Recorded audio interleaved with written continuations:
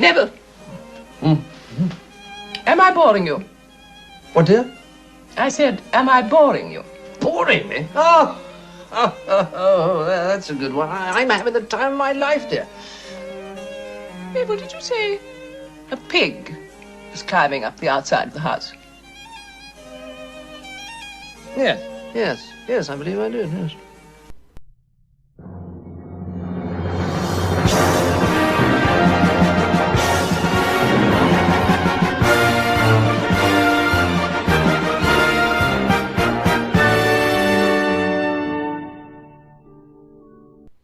Welcome back to Disney Marvels for week of June 27th, 2021. This is episode 141. Disney Marvels, the show about Disney, Marvel, Lucasfilm, Muppets, Pixar, 20th Century, the parks, and much, much more.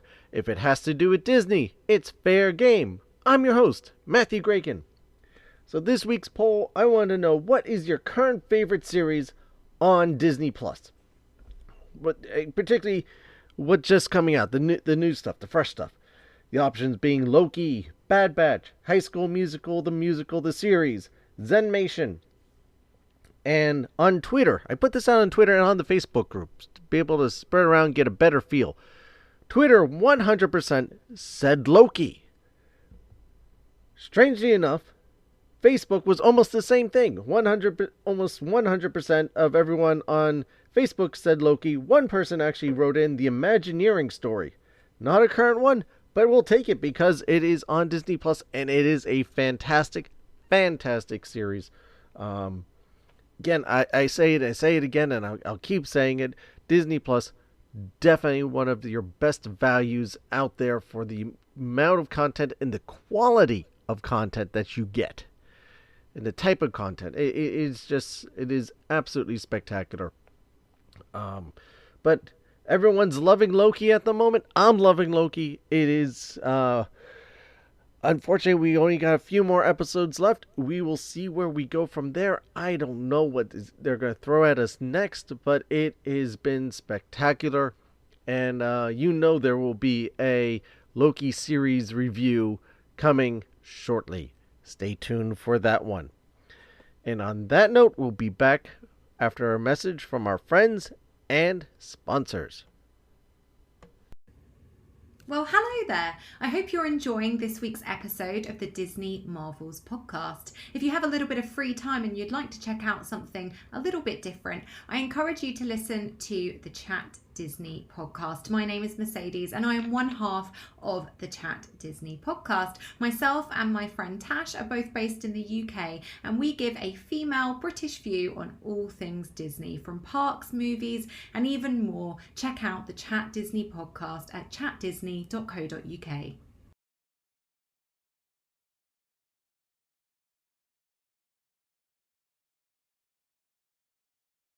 And now, on with the show. Hey, how are you guys fixing to pay? What are our choices? A, credit card. B, cash. C, sneak out in the middle of the night. We'll take C. Very popular choice.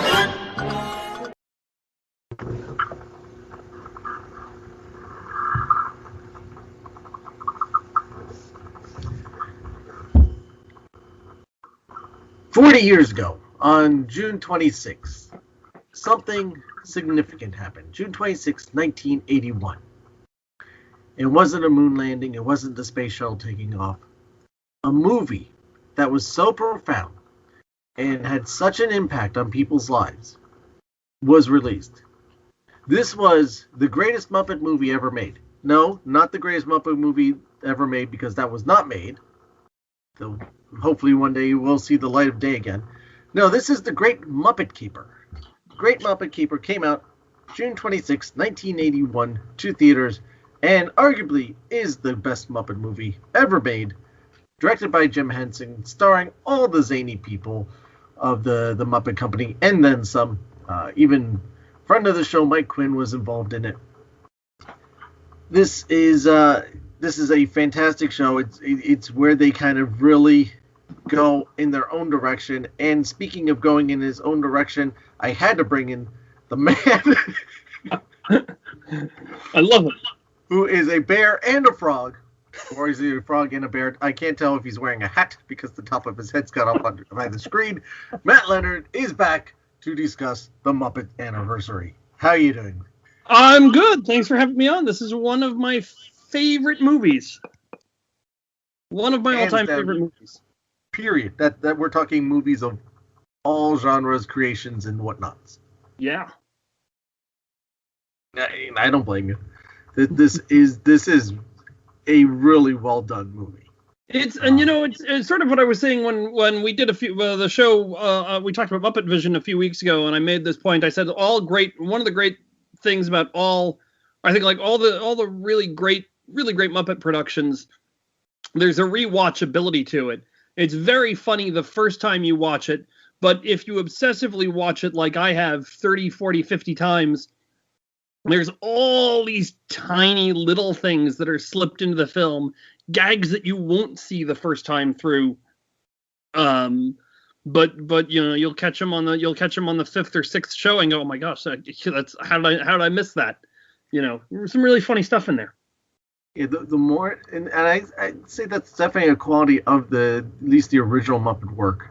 Yeah. But the more you watch it, the more you pick up on nuances and things in the background and other stuff. And the more you get out of it. That's kind of my argument out of the two new movies, why I like Most Wanted over just the Muppets. Because Most Wanted has some of that into it, where the more you watch it, you realize that there's just a bunch of other stuff going on in the movie or in the background or things here and things there that I don't feel the Muppet movie, not the original, but the more recent one, with Amy Adams and all them, doesn't have that. It's just what you see is what it is. Right. And I remember sitting there in the theater expecting more out of it, seeing stuff in the background. And it's just like, okay, it's just presented. Here's the movie, just right in front of you. That's it.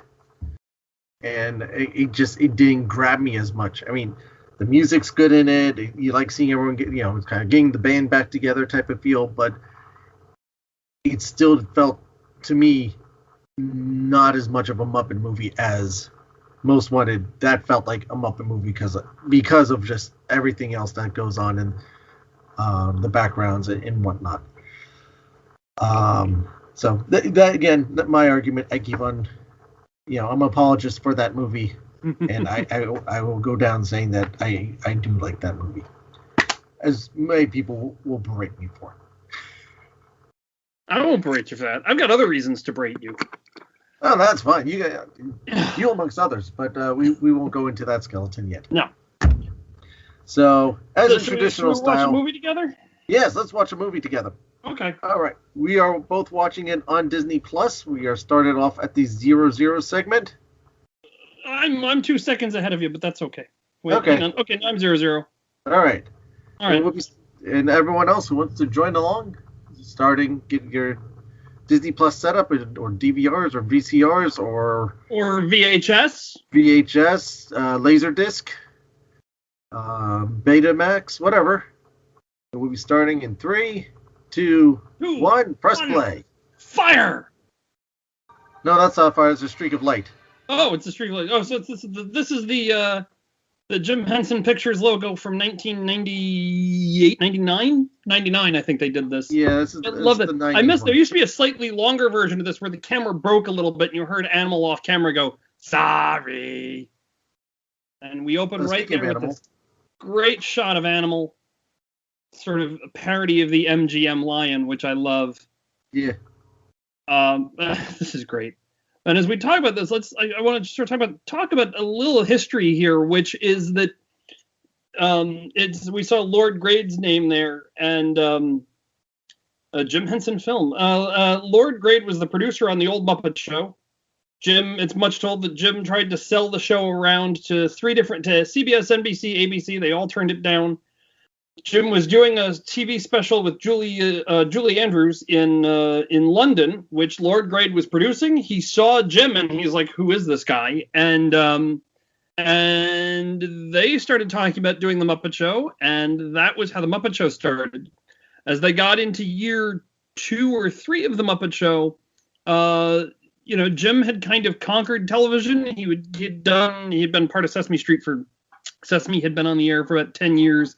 The Muppet Show had exploded and took over the world. And Jim was starting to talk about, he really wanted to get into movies and do movies. And Lord Grade got wind of this. And he said, I hear you want to make a movie. And Jim said, yeah, I'd like to do, I've got a couple of things. I'd like to do a movie with the Muppets, and I'd really like to do a dark feature, sort of a dark creature film. And Lord Grade was very smart. He said, okay, I'll give you a deal. Gave him a deal for 2 Muppet movies and this dark fantasy film. And there was a real thought process here, which is that Jim he would produce the first Muppet film, he would creatively produce it, and he would star in it, but he was not to direct it. Lord Grade was putting his money into this. He wanted a director who knew what he was doing. So you got Jim Frawley, who was worked on the Monkees TV series in the 1960s. And then the second movie, which is what we're seeing here, is the first movie that Jim directed, The Great Muppet Caper. And then once Jim had learned the ins and outs of making movies using things that were familiar to him, which were the Muppets, then he was able to go from The Great Muppet Caper on to doing The Dark Crystal. So it was a very, at least from Lord Grade's perspective, there was a sort of level up there. Mm-hmm. So let me just interject a bit of Muppet trivia for people as well. This balloon here, which can sometimes and sometimes not be seen at the Disney Hollywood Studios above the Great Muppet Vision 3D. And there was what was I about to say? Oh, obviously Frank Oz has talked about doing that opening shot with the where they're in the balloon, and sometimes it's done in a studio. When you see the characters are sometimes hand puppets and they're close up and it's in a studio. And in the wide shots, it's literally, you've got the hot air balloon with animatronic puppets in there. You've got Frank and Jim and Dave in a helicopter following along close by, doing the remote control, the animatronics. And then there's another couple of helicopters, there's Richard Hunt, who plays Scooter and Janice. But anyway, there's another a couple helicopters with video cameras or with movie cameras. Richard wasn't in his coveralls. No, he wasn't in his coveralls. But Frank has talked about doing that opening shot, and he said it was like one of the more dangerous things that he was fairly convinced they were going to die. And then we'll talk later on. We'll talk about the one that Dave Goelz said, I thought we were all going to die on this, which is much later in the film. But this is a wonderful opening number. I love this number. Fantastic. I always thought it was interesting that none of the cars have windshields. And all the music here is by Joe Raposo. Oh, keep your eye out on this guy here, this clever character, Charles Grodin, who recently passed. But all the music here is written by Joe Raposo, who wrote Being Green and the Sesame Street theme song, and hundreds sing tons of songs for Sesame Street, and then supplied all the music here for the Great Muppet Caper. And this is one of my favorite soundtracks too. You know, Jim had a real ear for music, and he had a great sense for. You look at the composers that he worked with: Paul Williams, Jeff Moss, Joe Raposo. Just all enhanced the spirit of these characters. Yeah. Here we go. And the monsters driving the car. I love that. And this great opening. There are a few Muppeteer cameos in this, as there are in a lot of the early Muppet films. Mm-hmm. We saw Richard Hunt driving the car, and in just a minute, if you look really quickly, you're gonna see Frank Oz sort of slipped into this film. This is a great scene here. Yeah, every time he bangs his fist, they'll jump up.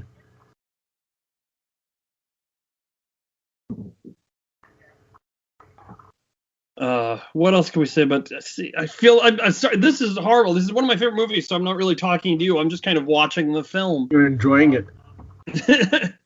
Jewel Heist on the Express. The thing is, What's that? I was going to say, the funny thing is that the Jewel Heist is supposed to take place in London, but all the license plates were for New York. I had never noticed that. No, that's the thing. No, it doesn't. They never say it takes place in London. It just says the fashion queen of London robbed. Nah. This is actually in. So yes, they are in New York. Although that doesn't look anything. That set they were on didn't look anything like New York. But they're in the United States now, talking to talking to him, and then they fly to London later on. So the New York license plates make sense, kind of. Okay. Gonzo hanging from. This is a great. But I want to talk about this first. This is so nonsensical. There is no part of this that makes sense. But Puts the hat on. But I love this bit here where he pulls out. I mean, this is devotion to a gag. When he pulls out their this picture here. Look at that. They had the workshop build that. This puppet was never used for anything. I don't think it's actually a puppet. It's probably just a standee.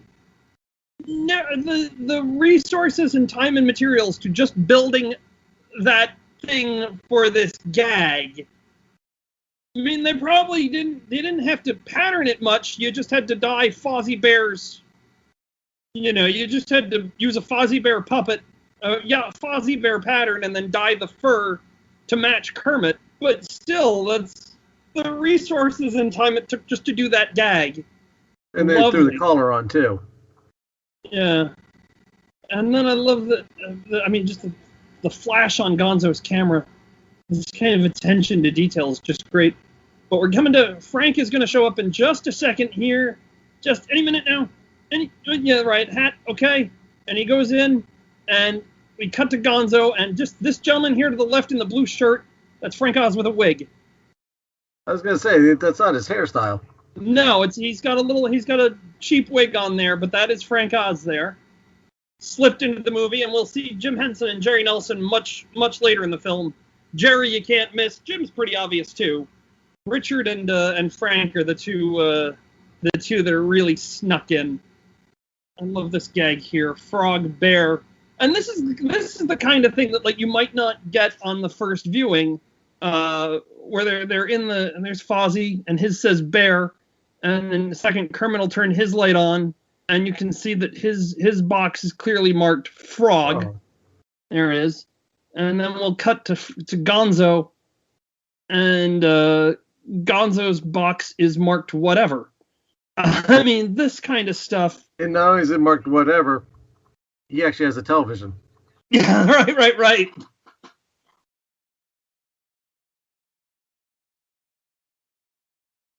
This gag here, throwing him at the...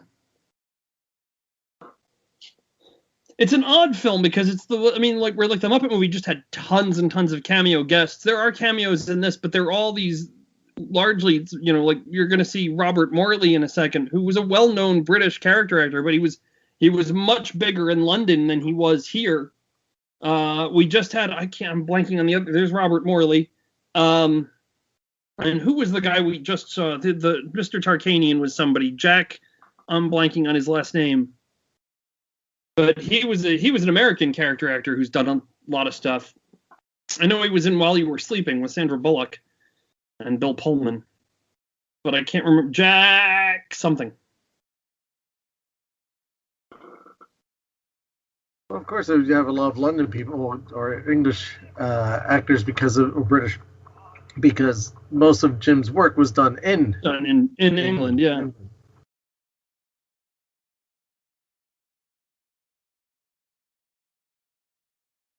And here, those are, and this is a trick that the Muppets used frequently, where it's the close-up hand puppet, and then the wide shot animatronic. This one you kind of can figure because Kermit's movements are a little. Yeah. And that was a trick that Jim had a similar trick that he had used years before in when he did the Muppet Musicians of Bremen, there were 4 villains, and they were costume characters, and in wide shots they'd be costumes, and then you'd do close-ups, and it would be a hand puppet you'd just have the head of the character, and it would be a hand puppet. There's one beautiful shots of London here in the big red bus, and I love this score. Da da da da da da ba da ba ba ba ba da. Wonderful.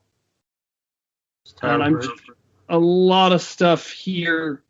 I'm sure a lot of this is just Jim and Frank and Dave riffing, particularly Jim and Frank were so good at this kind of just this interplay that's nothing. I mean, it's so silly. It's so off the cuff.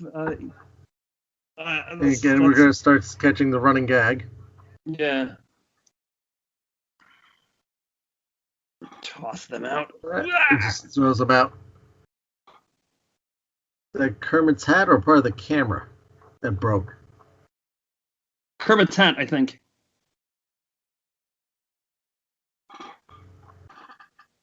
Cheapside. And we see the bus. The city. But this is just... I love this. I just love this. This is a great number coming up. And I think one of the reasons I love this film so much is that, like, there are so many characters who you don't typically see in Muppet productions, like Pops. And this is such a great character. I loved Pops. He was introduced in the 5th season of the Muppet Show as a new way to open the show. Somebody's checking in. Bang, there we go. Great music. Pops was brought in as a new way to... I always thought that one looked like Jim, that one puppet there. Oh, yeah. Jim usually puppeteered that character. What was I saying? Pops, rather than you'd always have Scooter knocking at the dressing room door, and this was the guest star coming into the theater, and Pops would greet them, and there'd be a little bit of business. He was very rarely used. I think he only had one. He showed up a couple of times on the show. Outside of that, it was always a character. Like it's such a fantastic puppet. It's such a fantastic puppet, and Jerry has such a great character here.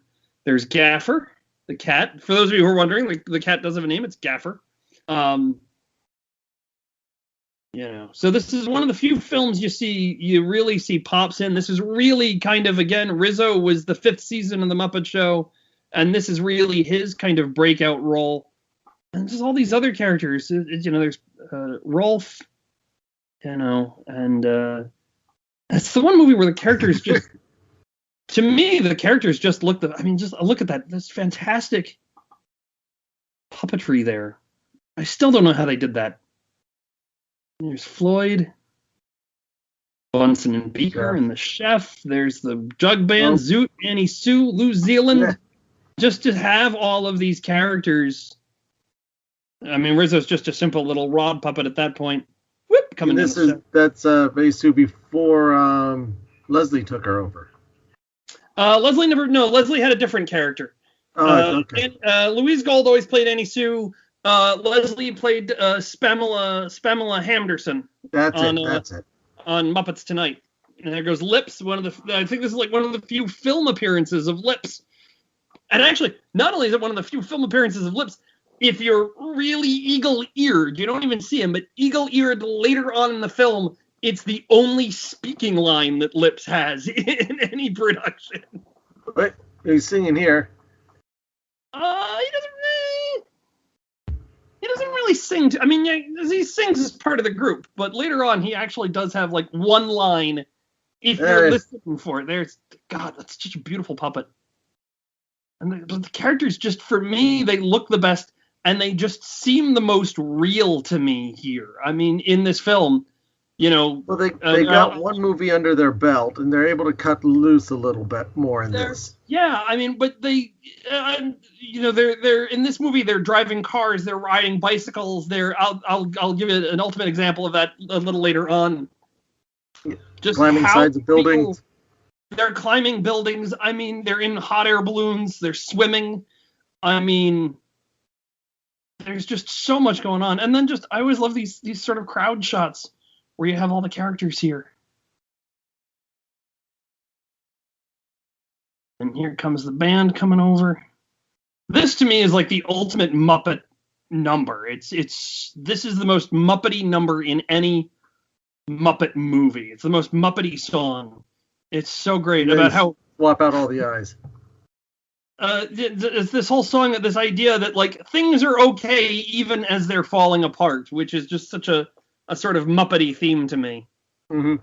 And of course we put a hat on Rizzo so that we can distinguish him from the others, which I believe was actually built by Melissa Whitmire, built by Steve's wife, because the character it was a puppet that was a puppet that was left over from the production I was talking about before, Muppets Musicians of Bremen. Don Saline had built all of these rat puppets, and they had these rat puppets around. And Steve picked one out that he really liked and started doing stuff in the background of the Muppet Show with it, just to sort of get laughs and get attention. And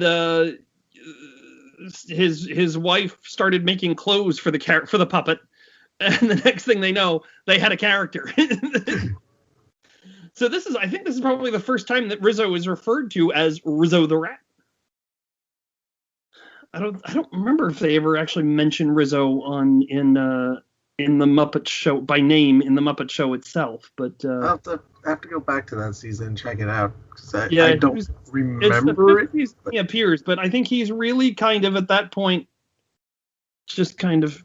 This is another scene where if you watch what she's doing, listen to what she's saying, just dragging there are no Muppets in this, and so you'd think it's kind of dull, but pay attention. There's some great comedy going on in here. Some of her comments about the fashion, where she's just throwing ink on a dress and everyone's loving it. And everybody applauds it, yeah. She just cuts the model's hair.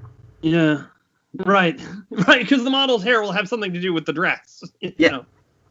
Right. And there's a very subtle thing here where she refers to she says the model looks like a turkey. In a little bit, Gonzo's going to get off the elevator and he takes one look at the model and goes, "Ooh, hubba hubba." Yeah, like it's a very subtle throwback to Gonzo's obsession with chickens. Yeah. And this to me, there was a thing recently on the internet. Somebody had asked, what's your favorite Miss Piggy look or style? And for me, it was this. This is just, again, the puppets look so good. Look at that. It's a fantastic suit. You're drooling over the felt again. I know. Well, no, I'm not drooling over the felt. I'm admiring the costume design. This is all, I think, Polly Smith's doing. Polly Smith did most of the costume design for this. This is a great subtle gag here where she's modeling, but if you look at every page, I was in high school. I'd watched this movie so many. It's the same pose. It's the same pose every time, no matter what she says. The same facial. I had watched this film probably about 100 times before I finally got that gag. That's how sad I am. It's like I will accept nothing less. I can offer you a job as a receptionist, and she freaks out. And I can take shorthand. Sister Vale. Diana Rigg is fantastic here. What I love about this, I mean, Diana Rigg's performance here is so good because she's doing some very. She's fantastic. What she's doing here is fantastic because she's doing comedy material. She's got really good comedy lines. She doesn't deliver one line as a comedic line. She plays it completely straight. This whole character's thought process. She doesn't try to one-up. She doesn't try to upstage the Muppets at all. She lets them have their movie. She lets this be their movie. She is a supporting player to them. And she does her character, and she delivers it with such a why are you telling me face. I love this. Why are you telling me all this? It's plot exposition. It has to go somewhere. It's so matter-of-factly done. She doesn't even for that line, she doesn't break character, even though she's breaking the fourth wall. And she's not trying to sell to the audience. She's just putting it out there. I know. This is just fantastic comedic performance without being a comedic performance, and really one of my favorite actors to watch against the Muppets. Although she's most, I think she only ever interacts with Piggy. I mean, it's great. It's great that she doesn't overact it. Nowadays, you put a comedian, this is, here we go, Gonzo's. Oh, it's actually the one who looks like an ostrich. But to go back to what you were saying earlier about Muppets Most Wanted, I mean, you've got comedic actors like Tina Fey or Ricky Gervais, and while I like both of them, they're comedic actors playing comedy. Right. They try to get the laugh instead of letting the Muppets. Michael Caine was great because he openly said, I'm not treating this any differently. I am going to treat this. I am part of a repertoire company. You guys are the best repertoire company of all time. I'm just going to play this as Ebenezer Scrooge. I'm not going to play it for laughs, and that's why Michael Caine is so good. Tim Curry in Treasure Island is a little bit different because that's Tim Curry. But he also walks a fine line. He doesn't upstage them. He just goes in and gives a very Tim Curry performance. Tim Curry's so dynamic.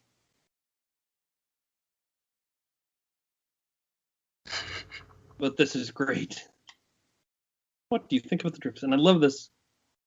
The look on her face, that pulled in snout. Yeah. This is just... and then the classic 1930s kind of stars in their eyes. Oh, it's you.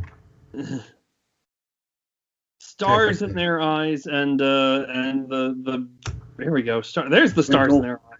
Twinkle in the eye, and then the birds. This is great. This is all just fantastic. Sort of 1950s musical tropes that they're...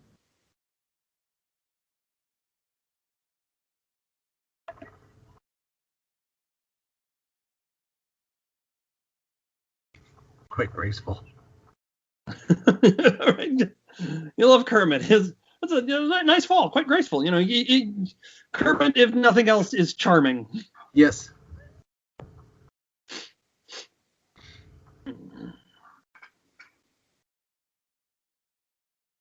And Piggy wheels this into a date with Kermit. This is great. Only Piggy would be able to manipulate this. It's funny. I'm sitting here thinking about things. I'm like, oh, I gotta wait. When we get to this scene, I want to talk about that. And we get to the scene, I want to talk about, because there's so much in this film that I love. Jim and Frank are just so good here. I mean, everything they do. This, I really do hope people who are listening to this are watching the movie along. Otherwise, this really does just become a podcast. Two guys watching a movie. That's kind of the point. That's kind of, I think we've gone to, that you gotta watch along. This is great. This stuff where he's, what's funny is what's great is this is sort of a mentalist thing to do where you're sort of, yes, that is the answer.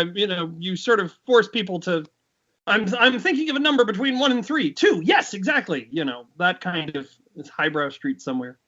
But even the name there, Highbrow Street, it's such a gag name. Yeah. That you just use it, Highbrow, of course. Nothing. It's just highbrows, Look at it, Kermit kind of doughy-eyed a little bit.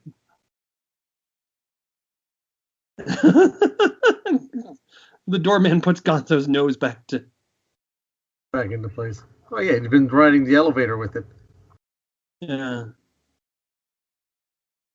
Well, there's another example. Just the term determination. I mean, Gonzo puppets. It's that nose. Gonzo is one of the harder puppets for them to make, and particularly because of the nose. That's carved I like this foam. part.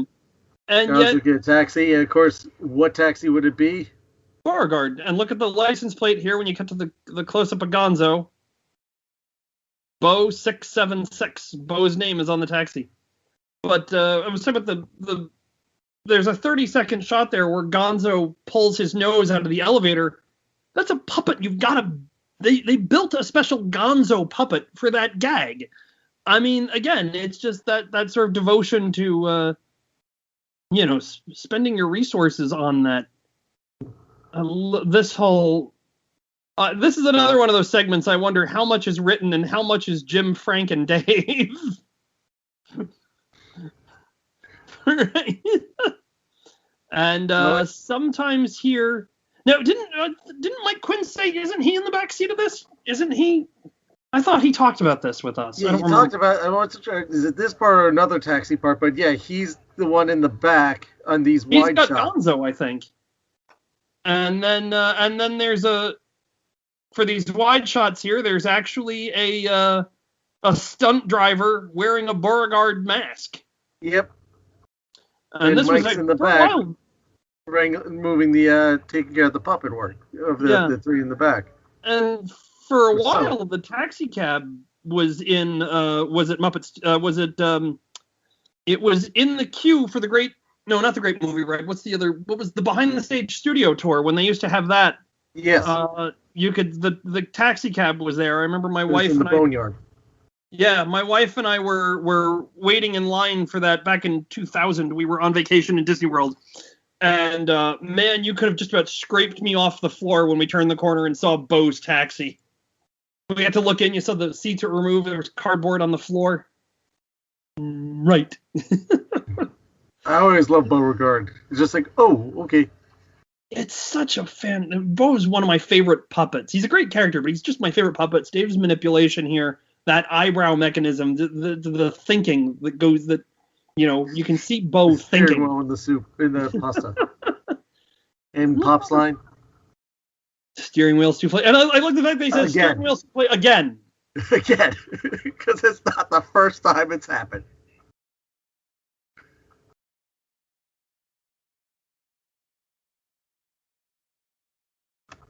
Don't tell everybody Kermit's got a date with Lady Halliday. What magazine is that Janice is reading? Oh, I didn't even realize Chef has a tread mark across his mark on the...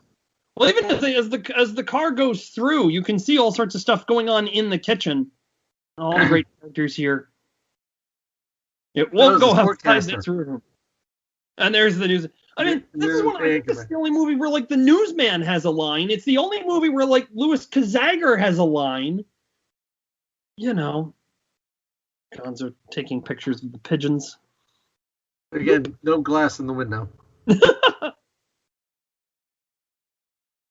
Yeah, and again, the characters are so real to me. Kermit's shaving. And they even make a gag about the fact that I wish I had whiskers. Of course, then I'd have to use a blade. But Frog doesn't need to shave. Frogs don't have facial hair. Fozzie getting all. Jim and Kermit are so good here. And then Frank's performance, just so heartbreaking when he realizes that he's, he's leaving me behind.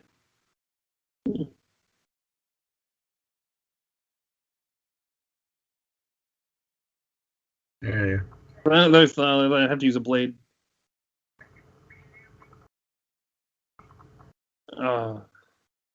One of my favorite. I will anytime I have to get dandied up for something and I've got to shave, I'll start singing this song because it's a great song. Yeah. And this is one of those numbers where the characters become very. I mean, look at Kermit adjusts his tie, not very effectively, but he shaves it the scene, and then watch some of the stuff that he does. This is where I say the characters for me are just the most real. Well, I wanted to step back right before the song starts, and Fozzie's looking at Kermit, and he takes the towel and wipes the rest of the rest of it off the foam face. Off of him. And just the way that he does it. But then look at this. This is such a great effect. Look at this. Putting the pants on.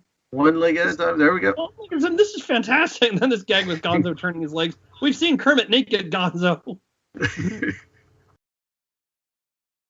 You know.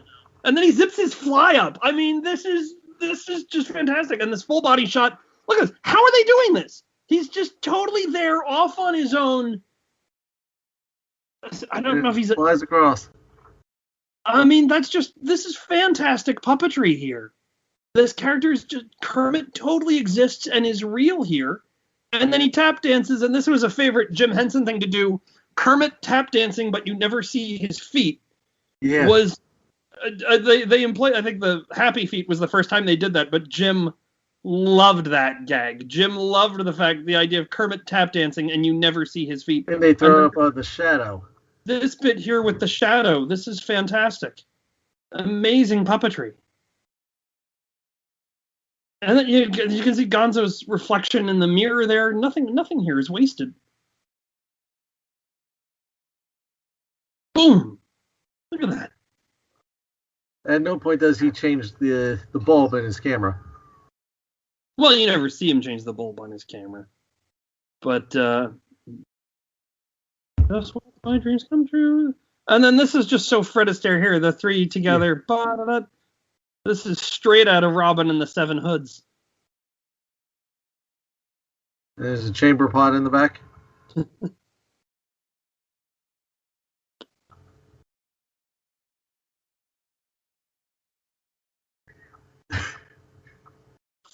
Which one are you? Which one are you? Or one's in a suit.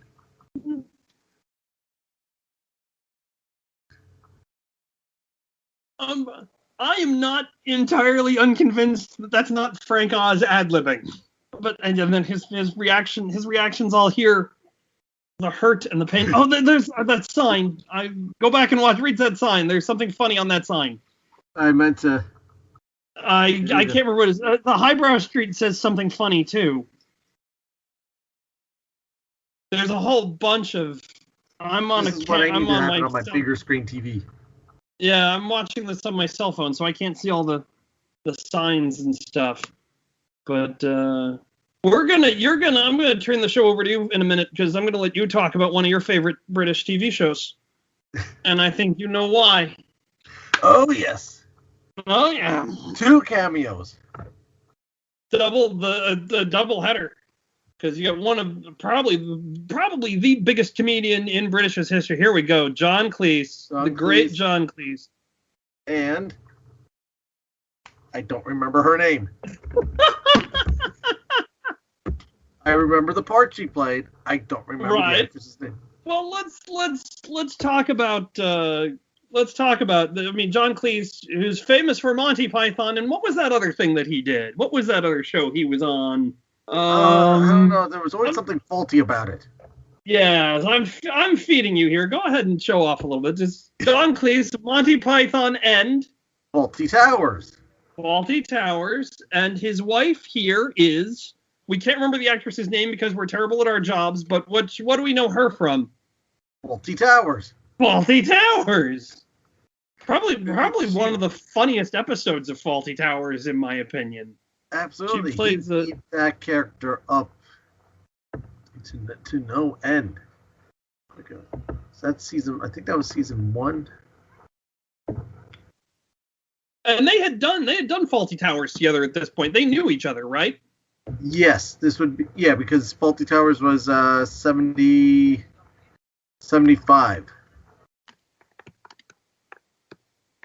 So she was season 2. So she would have been, season 2, February 19th, 1979. So 2 years beforehand. Yeah. The episode Communication Problems. Right. What's the, we're both going for it. What's her name? Joan Sanderson. Yes, there we go.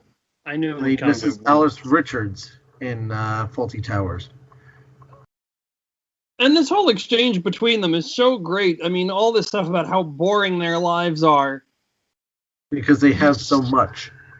Yeah. And again, this is how good John Cleese is. This is John Cleese, who's one of those brilliant British comedians ever. I mean, probably the number one. And he again he's not playing this for comedy. He's done so much funny stuff to do here, and he just plays it completely as straight, just as stuffy as he possibly can. He knows exactly how to be funny in this by not being funny. The less funny he is, the funnier the scene is. He's so good at this. He's completely mocking British aristocracy. If I were bored, I'd go out and buy something. A jar of Carl's Foot jelly.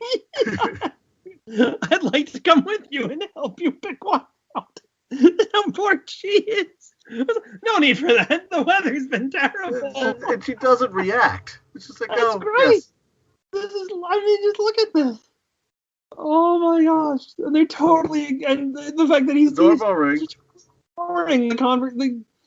They're so bored with each other. They're not even listening to each other. They don't even realize that the doorbell. What to do with the doorbell rings? Well, what do you do when the doorbell rings? It's the doorbell. That's it. He doesn't even. We skipped over, but he doesn't even react to the fact that they talk about how boring their lives are, and then you have said there's a pig climbing up the outside of the house. I mean, just totally ignoring that. Well, the butler gave the butler a day off. He's still sitting there. You know, this is great. And Piggy's just sitting there behind the. Well, so the pets are dead. No, the pets are dead. The butler's been discharged. This is fantastic. I thought you said the pets were dead. It's great. This is fantastic. Oh gosh. One of my favorite scenes in the film. And then again is, when I was 4 years old watching this, the fact that was funny never entered into my head. And it wasn't until I got much older and aware of things. I'm like, you really start paying attention to everything that's going on there. And you see John getting up, walking over. He doesn't look at them at first. Yeah. And this is great. I'm sure a lot of this is Frank just riffing and pulling Jim. And this is just John. I mean, John's so good. He's just a master of his craft. He gets the fire poker. Using his craft to his physicality, his height. He looks at all the places that they're not. But this is the great thing, is the characters are so low and John is so tall that he really does have to do this technique, and he uses it. I mean, he just uses it to great comedic advantage. And get to be a proper gentleman.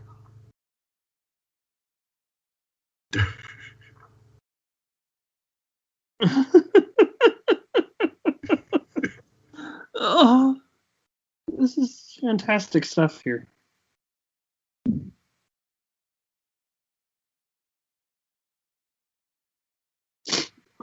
Wonderful. This is out of Faulty Towers too. What's this? Thank you, Jeeves. Look at the closet.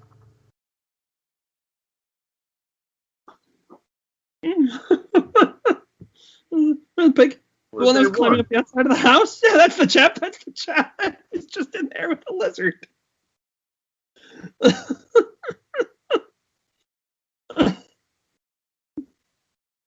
There was. Well, that's more of a supper club. Oh gosh. But that's also a bit out of I think out of Faulty Towers too, where there was the restaurant exchange. Well, they got the this and that, but that's more of a supper club. But you get. I wonder how much of that was also Cleese ad-libbing. Lips has a line here. How about a little? He says, "How about a little traveling music as they get started?" Yeah, there you go. If you were listening, there's Lips's only line ever spoken. And I talked right over it. Yeah, we did. But and now we'll throw back to an episode of the Disney Marvels podcast. This is the first puppetry work of Mike Quinn, ladies and gentlemen. Yep. Everybody Everyone on the bus. Everybody on the bus. No, maybe that was the thing. Maybe this is where he's in the. No, he told us where he was. Did. I remember him talking about the taxi. Yeah. Is he in the taxi here? I thought he was in the bus. I think he did the bus as well. He was involved in a number of bit parts. But I remember him talking about how, being involved in the taxi ride and how that all transpired. Yeah, I think he's in the taxi in the main scene. And I think here he told us who he is here, but I don't remember who he is.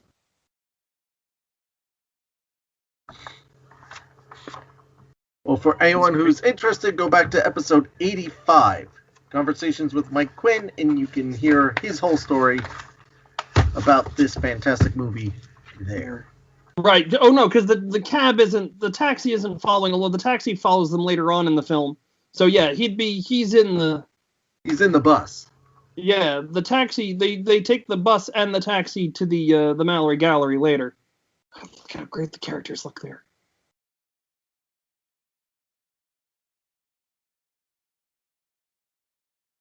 Of course, the gag of the name of the restaurant Cleese mentioned. The Dubonnet Club. Classy place like this, you'd think they have pretzels on the table. This is Gonzo and Fozzie is their third wheel. The menu, the prices on the menu, and Gonzo's gonna pay for it. This is fantastic.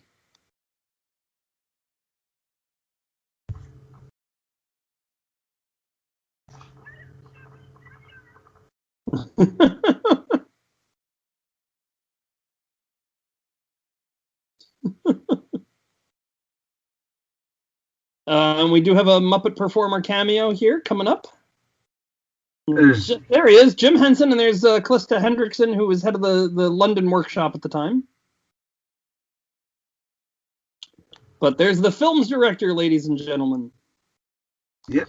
Actually, it's an interesting fun fact is that in all three of the original Jim Henson Muppet movies, in the original Muppet movie, in the Great Muppet Caper, and in the Muppets Take Manhattan, all three directors appear in the film. Jim Frawley is a waiter at the El Slizo Cafe in the first movie. Jim's here in the Dubonnet Club, and Frank is a executive for Ocean Breeze Soap during the montage where they're out searching for Kermit. So, and here is the appearance of Charles Grodin as Nikki Holiday, who we recently lost. Yep. I think this guy's a relatively well-known British comedic actor as well.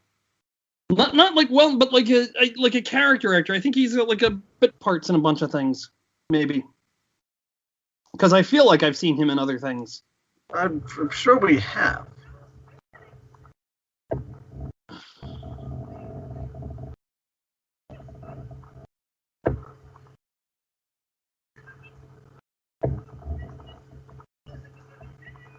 This is great. This is.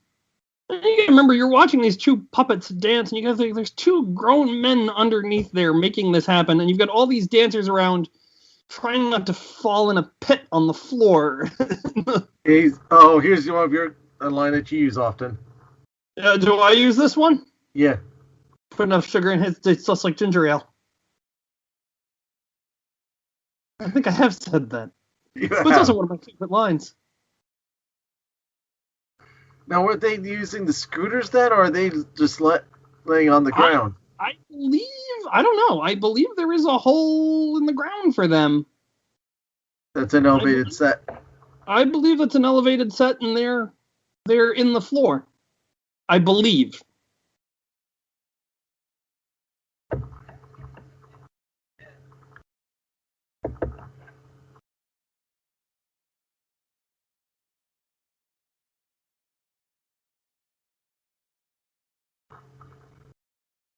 And Charles Grodin's playing it a little big here, but that's good. And then, of course, we have the gross of colored flowered socks, which we established earlier. You know, he's playing it a little big, but that's okay because he's the film's villain. Yeah.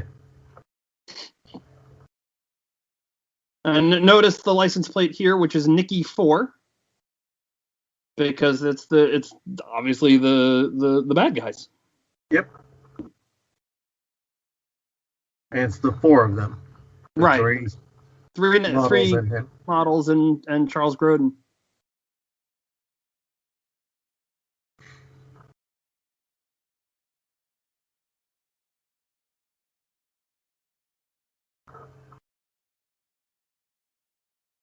Oh, that's interesting. The guy whose wife isn't feeling very well is actually now having dinner with somebody else. He was dancing, I think, with somebody else, too. Really? See, that makes me appreciate that character even more. I think it was the same guy. It had very similar facial features. He was definitely eating dinner with somebody else there. This is a beautiful song. I love this song. There's a line later on where he says the first time it happens, no, I can't remember which line it is. No magical change, no. Just there's a sign where so the first time it happens, so simple, so rare, and just when you thought you'd forgot how to care, and though you feel much more than you dare to know, the first time it happens, you know. Such a beautiful sentiment, such a beautiful lyric. Straight out of Joe Raposo. I mean, and this is my one complaint about the film, which I've only sort of recently become aware of watching it with my son, is that right about here, the film does, particularly musically, the film kind of slows down a little bit. You've got a slow musical number, which is this, followed by another slow musical number. I mean, this picks up in a minute, but this is really kind of slow here. And then your next musical number is the bicycle scene, which is beautiful to look at and amazing and a technical wonder. But everyone feels like Fozzie. It's a very slow musical number, and then you've got the underwater ballet, which again is a technical achievement and beautiful to look at, but it's a very slow musical number, and I wouldn't cut any one of these numbers, and yet one of these numbers, particularly either the bicycles or the underwater ballet, needs to be a bit more. You need something up tempo there, because the film, while I love it, it slows down, and when I tried to introduce this movie to my son twice now, I'd get to right about the bicycle scene and I'd lose him. He couldn't sit through it. But well, a number of movies, I think, from that time period have a similar segments to them. Yeah. So it's kind of a product of its time in that aspect. Bit of a hand. I mean, the puppetry here is just what Frank's got to do. If you watch that, this stuff here, the handoffs here from one to the next to the next to the next. Yeah, Frank is definitely standing up at this point, because there's no way you're doing this on a cart. And right into the arms of our villain. Oh, I just noticed his shirt matches his socks. Oh yeah.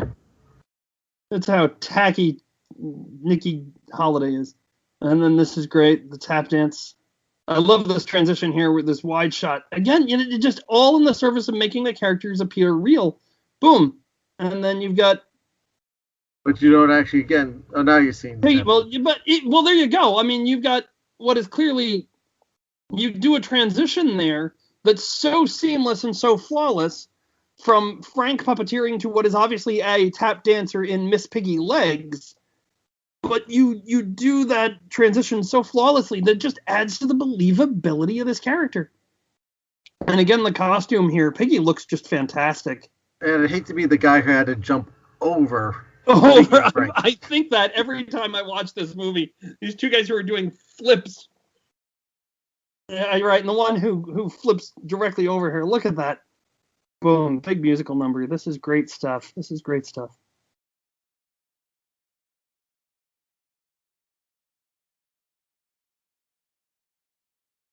Oh, and now the villains are going to be villainous. Ooh, there goes, and the handoff, the picture, plot point. Expose. She screamed right into my ear. What do you want me to do? I spelled ketchup on my cummerbund, which...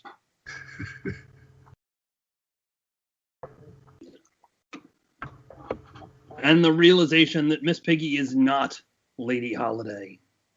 And we go into another one of my favorite scenes, but again, this is, you're talking about sort of very quiet comedy, that stuff with John Cleese and Joan Sanderson is all very, very funny, but it's very slow, subtle comedy. It's not big, pie-in-your-face kind of comedy. And you get another scene. The Cinderella moment. And you got the Cinderella moment, and now we get to this scene in the where they're developing the pictures. Look at this, Piggy walking down the street, so that you just totally believe in these characters. Anything that just, this is all very funny, but this is very, like I say, it's not high energy comedy. It's very slow. This scene on its own is hysterically funny. This scene strung with 2 or 3 other similar, very slow, character comedy bits. The film does drag a little bit. It's not the fastest pace. No. I mean, and yet it's still one of my favorite Muppet films. Because this whole conversation between the 3 of them, I mean, just Jim, Frank, and Dave all at the top of their game.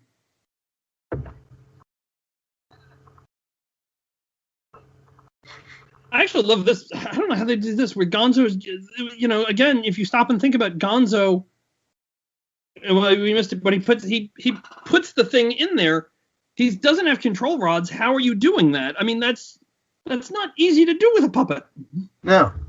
There's a real exactness to what Dave was just doing. There's a rubber ducky in a bathtub. Yeah. You can't rock this stuff here you can't pat your head and rub your stomach at the same time. This is all very silly. And the Muppets beating down the door outside.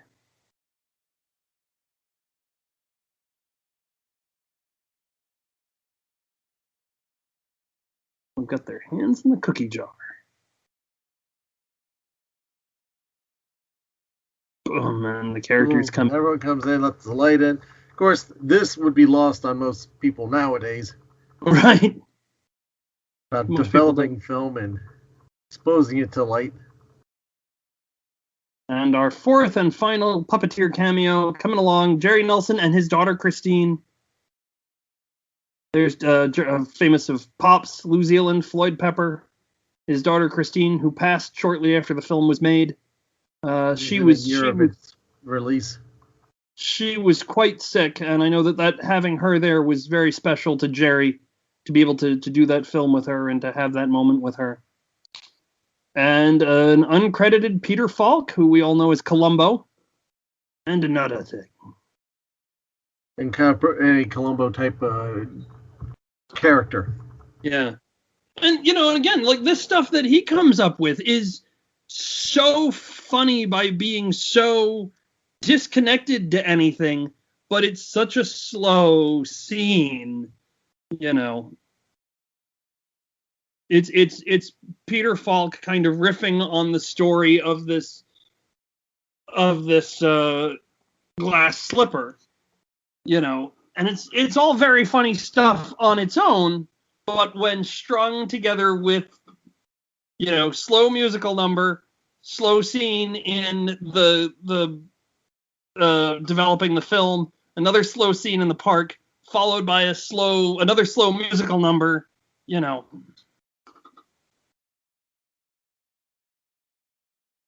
But I love all this stuff about you and your brother, Lord Bernie. And of course, anytime you hear Bernie mentioned in a Muppet production, it's a reference to Bernie Brillstein, Jim's manager. It was a name they went to frequently for comedic purposes. Everybody in the Muppet universe is named Bernie, or anybody Anybody of insignificance is usually named Bernie. It's got Bernie in it. Yeah, they use Bernie as a name fairly regularly. Piggy particularly, anytime Piggy had to talk to an agent, it's always Bernie. Yes. Yeah. Was it in Family Christmas? Was it Bernie as well? I think there's a Bernie somewhere in there. There's a Jerome, which is Jerome is the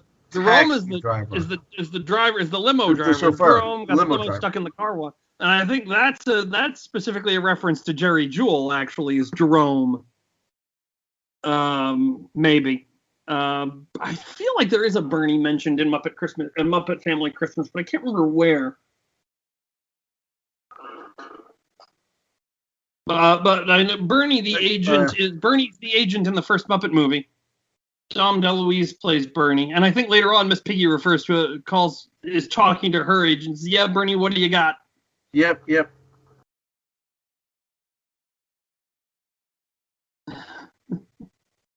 God, just look how well Piggy is dressed in this film, and this is now on her third hairstyle. And this is so 1930s, so Casablanca here. Yeah. The Wranglers must have had a great time with having to keep her in. She just looks fantastic. The costume design on this film. Particularly the costume design on Piggy. So, here's a question for you. Sure. So, between the three scenes that we've seen her in now, with the three major different costume changes, are they three different builds? Or are they the same build and just this will be a different build because this is a different hairstyle. I'm sure. When they were doing a film, they built so many Piggy puppets. Most likely they're three different builds, but you can also change costumes relatively easy on a character. This is definitely a different puppet because it's a different hairstyle. This is This is probably one of my favorite Jim and Frank scenes ever. Look at this. The fight that you're about to see. I'm gonna shut up and you just enjoy this because this is Jim and Frank at their best.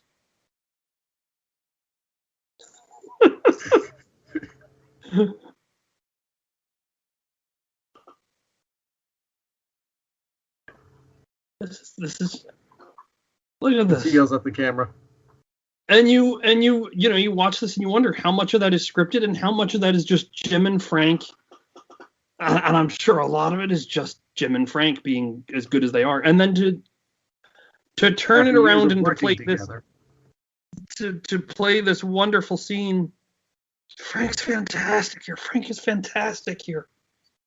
Jim's very good too, but Frank really just switches and plays these emotions so well. I mean, just despite Kermit's joke there, which is very funny, Frank playing those emotions is he really does play 500 different emotions, and he does play every one of them right.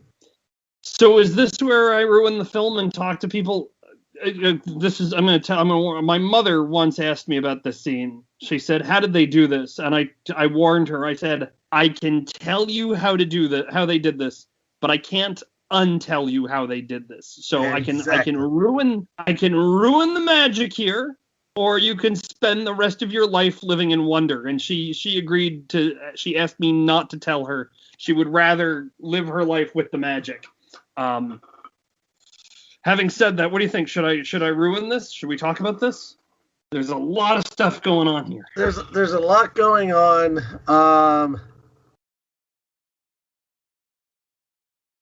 And I'm kind of on that cusp myself because I know how they did some of this myself, and I'm also one to never to ruin the magic so much.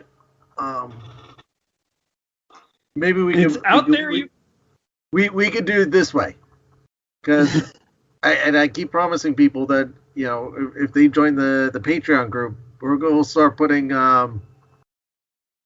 some special podcasts on there. You want to do a special Patreon thing where I ruin people's childhoods? Yes. And they it's part of the subscription. That's Saturn Wardorf's cameo. Yep. Pay us money or Matt Leonard will ruin your childhood. Nope. keep the show going, and we'll ruin your dreams and hopes. Oh, I'm fine to that. So donate to the Patreon, and maybe I'll come back and we'll talk about this scene and how this scene is done, and I'll ruin Matt's childhood for him. But there's some. It's really, when you stop and you think about it, most of it you can kind of figure out on your own. And I mean, a lot of it is out there. You can find it pretty now in the age of Google. If you Google how they do the Muppets bicycles, you'll find somebody talking about it. Jim actually openly talked about how they did it in one of the specials. And this is great. Just all the characters. I love this. All the characters on bicycles. It's not just enough to do Kermit and Piggy. Just put and they look so good on bicycles. Look at this. This is great. I do have to say, I feel bad for Brian. Was it Brian Henson? You can see Brian. There he is in the green shirt. That's Brian Henson. Wow. I've never seen him. Wow, I never realized he was that close to the camera. But yeah, Brian Henson is there, making the whole thing work. That's just such a fantastic number. And now we start to get a bit more into the meat and bones of the storyline.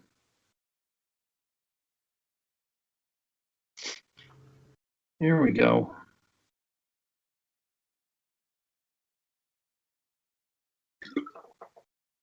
Don't chew gum. Really, and this is nice because now you really do see her in command, and Diana Rigg's character really kind of in command, and. Well, and credit to Diana Rigg with everything that the type of characters that she plays. She's not known so much for her comedic acting. Right. And I think this is still pre Airplane, where they kind of discovered if we get straight actors and put them in a comedic role, we can actually do something with that. Yeah.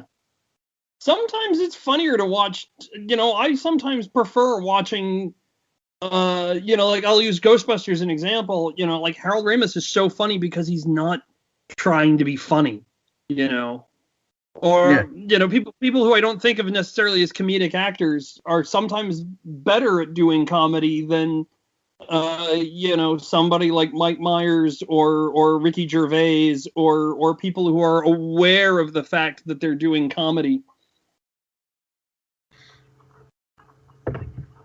In case everyone's like, Diana Rigg, she sounds familiar. Yes, you know her from the Avengers, the British series spy show.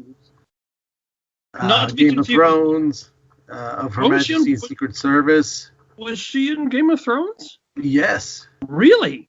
See, I never watched Game of Thrones. That's how square I am. Lady of Tyrell. She was in it for quite a while.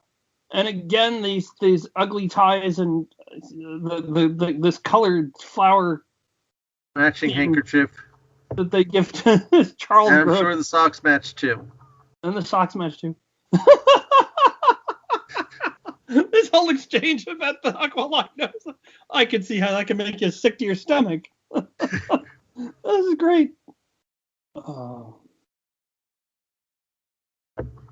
I know. Oh. The way he just plays up this character.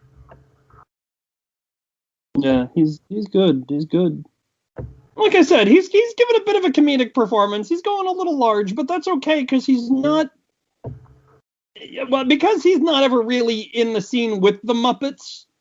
It's okay for him to go a little bit larger, But when you have an actor who's really overpowering the characters, you really want to watch something. And I think we talked about this in the past. Statler and Waldorf again. I think we talked about this when we did the Muppet Show, where we talked about the Muppet movie a couple of years ago. Watch the scene with Steve Martin in the Muppet movie where he's the waiter. And Steve Martin is known. He is a big comedic actor, and but watch how far Steve Martin is really pulling back there to not overpower Jim and Frank too much. And Jim and Frank also pulling back so that Steve Martin can get it's three men at the top of their game, all being very respectful of each other and who should have the focus and who should have the laugh. and how do you get the biggest laugh out of that scene. It's one of my favorite scenes to watch in any of the Muppet movies. It's a brilliantly written scene, and it's a fantastically performed scene. You know, Steve and Jim and Frank are fantastic in that. Just sent you a picture of her from Yes. Game of Thrones. All this stuff is very clearly directed at Miss Piggy. And look at Piggy's costume. Again, you know, Piggy's costuming here, not too flashy. She's just the assistant. And that hair, just messed up hair. It's not, very typical Piggy. She drops the model. Gonzo with the photographers. Waldorf, here come the bikinis. Jeez. We better synchronize our... Synchronize our pacemakers. This is great. Oh.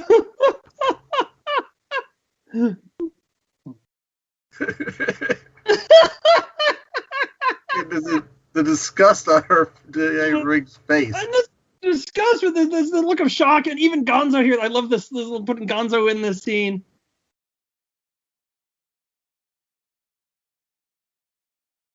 And you know, I always sort of wonder this moment here, how much of this is just in Piggy's head? You know, how much of this is just her, the people jumping to their feet and applauding? You know, this is really how Piggy sees the world at this point.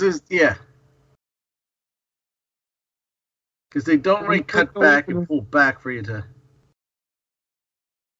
But this is great. This is great. All of this big Esther Williams fantasy here. Big musical water number.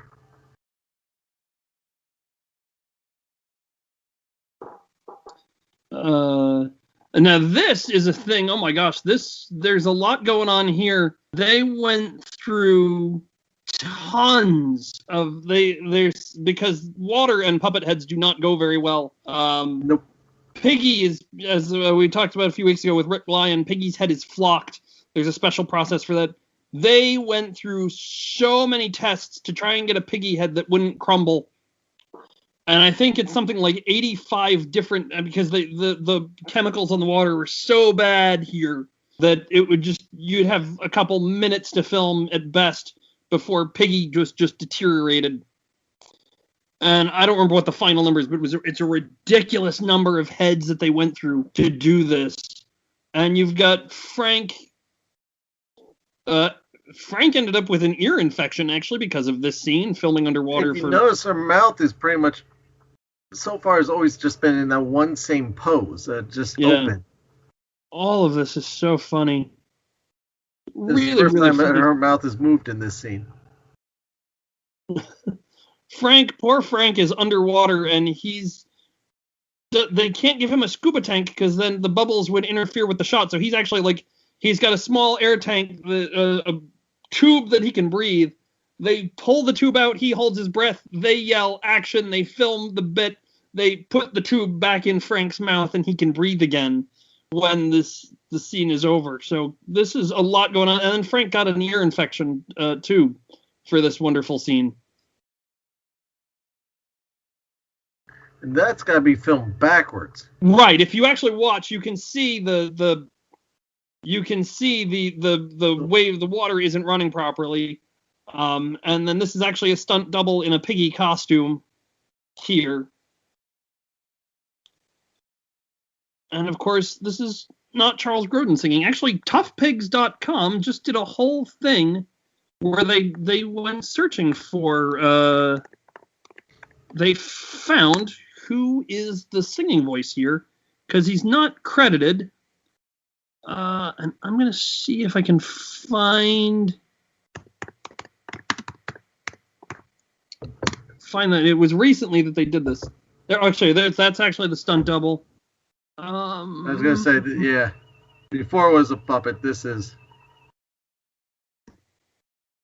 That's a stunt double. And she goes in and, see, now, because everybody's calm there, and they're shocked when she falls into the thing. So... let me see if I can find their...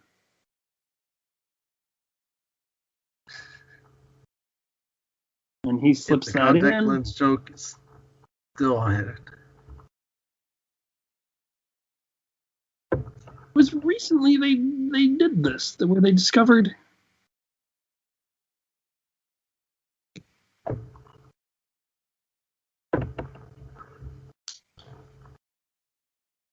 Here we go. Who dubbed Nikki Holiday's song? And we're about to get to Piggy's famous line here.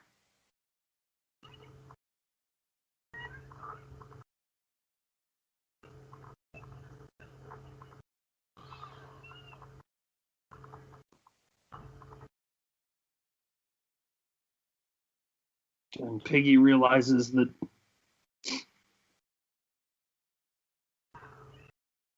here we go. Can't even sing. Your voice is dubbed. Which, incidentally, was opera singer Stuart Kale was what they discovered. Tough Pigs uncovered that not too long ago, and they wrote a whole article about it on May 24th. So you can read about that if you head over to toughpigs.com. Yes. And a little shout out to our friends over there, because they have all sorts of wonderful Muppet articles, and anything you could ever begin to wonder about Muppets, they've covered it. They've actually uncovered a couple of Muppet mysteries over the years that normal people wouldn't care about, but Muppet fans have always wondered about. Gonzo's underneath. It just happens to be under the table. Photographic essay on kneecaps. This is a great scene. I mean, this is just all of the characters together. I love these shots where you have all the characters together, and you have all this nonsense and insanity taking place. Gonzo's head almost is 180 degrees turned around. Yeah.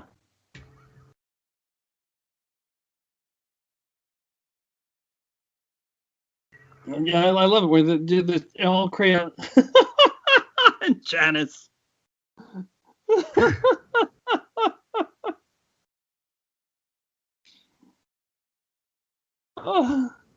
But you have all sorts of chaos, and then Kermit sort of calling for everybody to quiet. And what color are their hands now?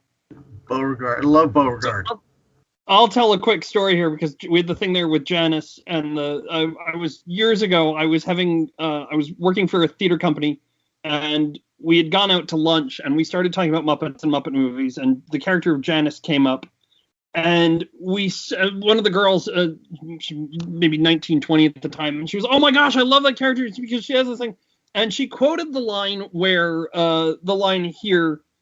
Where she says, look, mother, it's my life, okay, so if I went around the beach and walk around naked. And we all kind of laughed at that. And she goes, oh, and she does that in the Muppets Take Manhattan, too. What is it she says? And in the moment, neither she or I could remember the line. And the conversation went on a little bit. And in the middle of this diner in Chester, New Jersey, she suddenly remembered. And she, you know how you get a little loud when you get excited? She got excited, and she very loudly announced in the middle of this diner, look, buddy, I don't take my clothes off for anybody, even if it is artistic. Yes.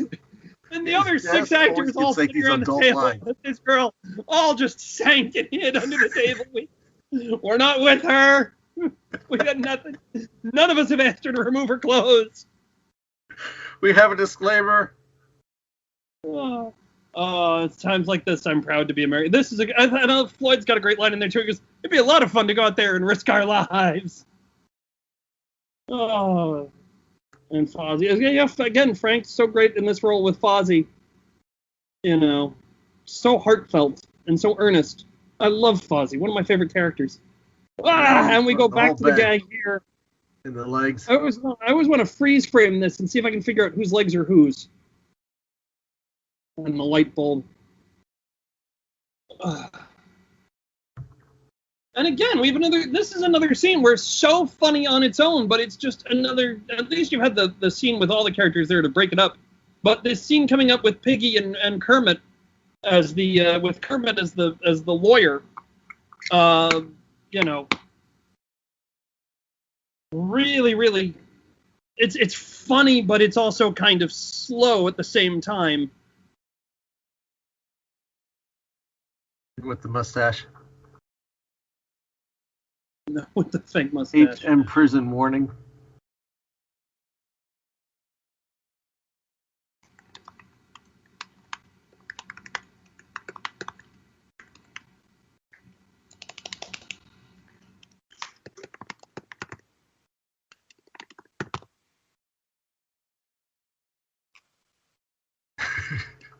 Rosenthal. Rosenthal.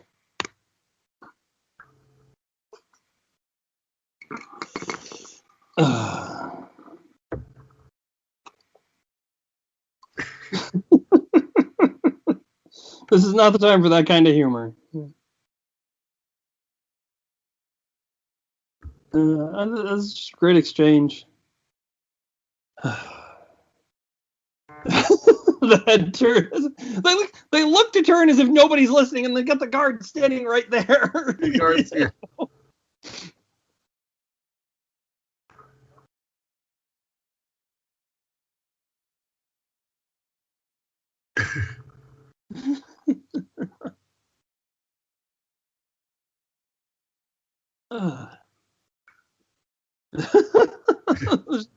Rattles off the names, the different ways to call the. It's prison talk. Yeah. That's what we all call it around here. You can pull this off. It gives you an idea of exactly how layered this character is. You know, this wonderful layered performance that Frank developed, or layered character that Frank developed over the course of, by this point, 5 years, 4.5 years. She's kissing her lawyer. There's no explanation for this whatsoever. You're wearing my mustache. God. And then take to the camera. You got mish marks on your face.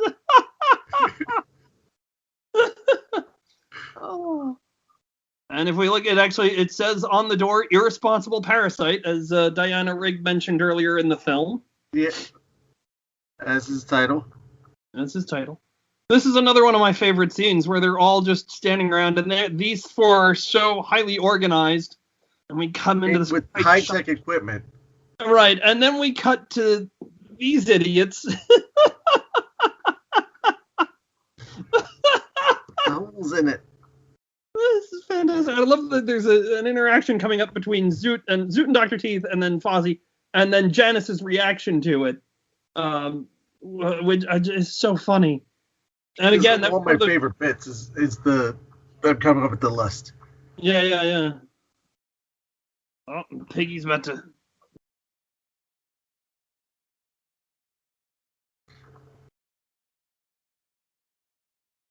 Pacing. Which one is it that you like? Here we go. This is great. Yeah, Jim. I don't have no other pants. The next thing on the list is Yo-Yo, for sure.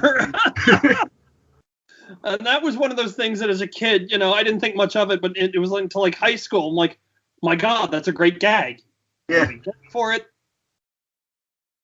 and we'll eat it. Sorry.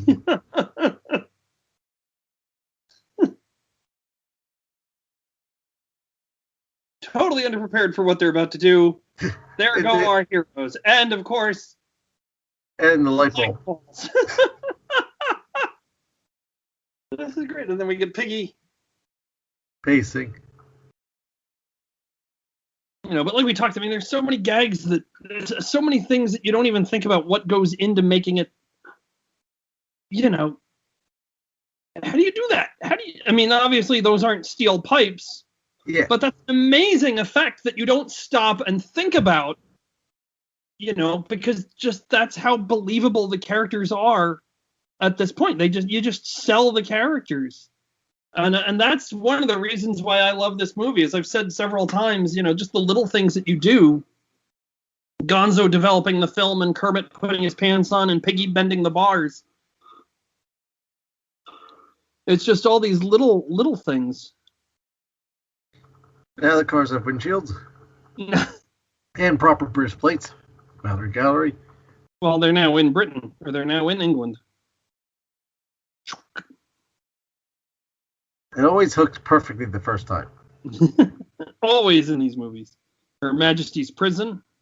And then I love this on the side of if you read the side of the bus as it goes by, the van as it goes by, Big House Laundry. BHL. One Star Street. There's a lost opportunity. They should have brought that back into Most Wanted. one Start Street. That's not a joke you're gonna, unless you're watching this movie for the first time with us. And the sign here says Mallory Gallery, don't try it, you'll be torn to shreds. All of these little things in this film. I love this. And then they're disguised. They're disguised as their Groucho Marx glasses. This is great. This is all fantastic comedy. I have one of the glasses of this from McDonald's. And they're all yeah. The old the all lined with lead. Yeah. The McDonald's glasses. I have one. I had them all as a kid. So I'm sure I've got lead poisoning, which explains a lot. And then somebody gave me one, picked one up at like a tag sale and gave it to me. So I remember which one I have. I think I have them all on bicycles somewhere around. I have the one of Miss Piggy jumping through the window. Here's the paper towels. Hot mustard. I think the one with Piggy on the motorcycle, I think that's also got the Muppet bus on it, right? Yes. Yeah. Oh, see, I gotta track that one down because that was I had that as a kid and I loved that glass. I loved that glass because it was like one of the few Muppet products that actually had Pops on it. And you never find, there's so little Muppet merchandise with Pops, and Pops was one of my favorite characters. It still is one of my favorite characters. I think Lips might be on that too. Oh, and here's the great Peter Ustinov, who was actually a guest on the Muppet Show. I think he was a first season guest on the Muppet Show.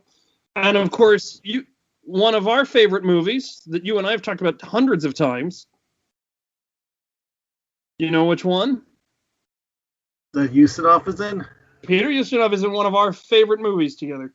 Or is in one of our favorite movies. It's one you and I have talked about hundreds of times. I think we've even talked about it on this show. I'm sure we have. I'm just drawing a blank at the moment. Oh, you're disappointing me. Disney's Robin Hood. He's the voice of Prince John. That's right. Oh, Yeah. Oscar. Oh, and there's a cameo from Carol Spinello. What are you doing here? Very brief cameo. Me too.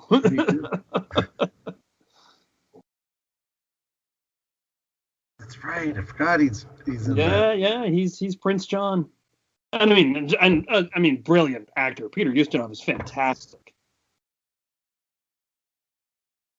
My sister reminded me of Wallace and Gromit, The Wrong Trousers. Well, it's a heist movie. Yeah. Mallory Gallery still very far. I love the signs in this. Ham hock. And a very brief audio cameo here, of course, by the great Jerry Nelson, who, in addition to... That's gotta be Jerry. That's Jerry, and who we saw earlier in the park with his daughter Christine, Floyd Pepper, New Zealand Pops. Oh God, this stuff here with the Pizza Twins. But then, of course, did the announcer for Pigs in Space and Veterinarians Hospital as well. Did all the Muppets announcing because he had that great voice. I love this stuff here with the Pizza Twin. What's the name? What's your name? Again, that sort of mentalist logic of, pick a number between 1 and 3. That's the name on the slip. Yeah. I like Fozzie's reaction here. I'll eat it.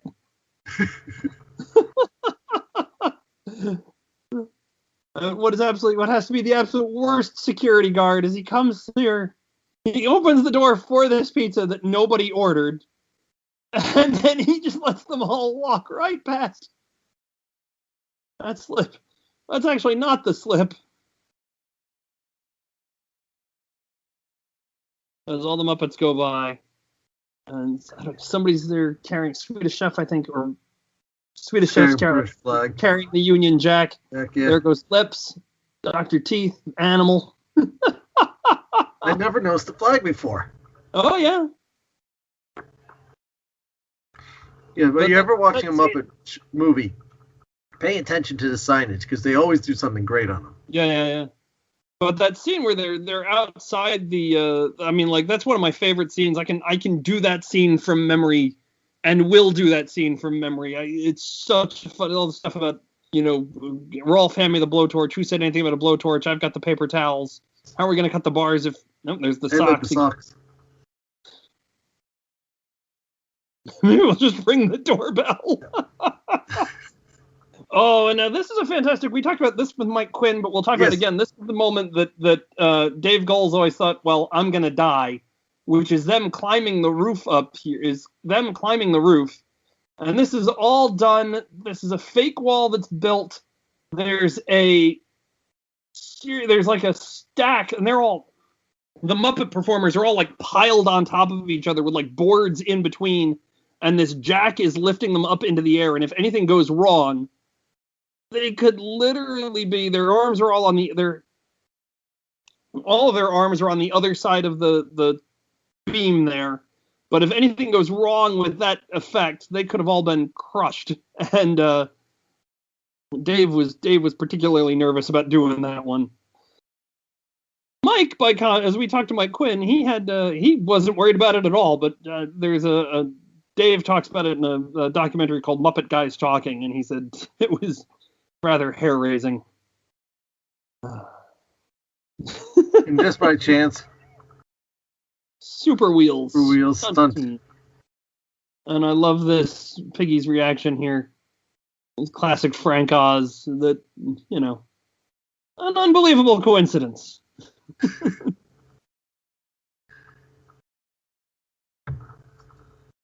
And they have a light bulb that will open any lock. Control room.